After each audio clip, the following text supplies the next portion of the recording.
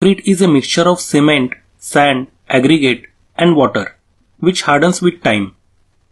When we change the proportion of these components, the strength of concrete changes accordingly. Just take the case of building. In building, various structural elements are there, like footing, columns, beams, slabs, etc.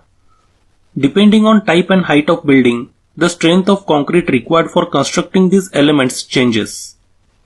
So it is necessary to choose the correct grade of concrete for constructing a structure.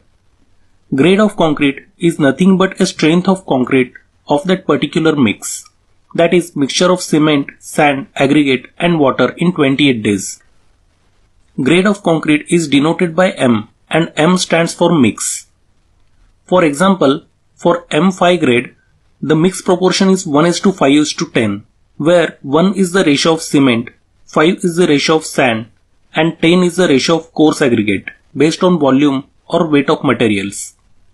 At least 3 concrete cubes of 150 by 150 by 150 mm are casted for each mix at 27 degrees Celsius and they are tested in a laboratory at 28 days.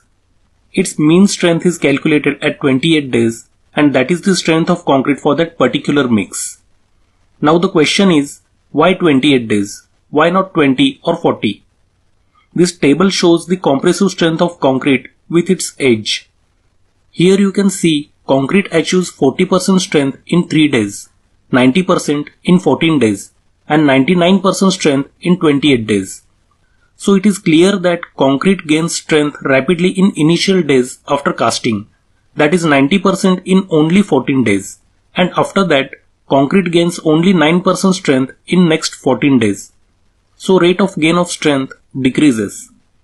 Since concrete gains 99% strength in 28 days, so it's almost close to its final strength.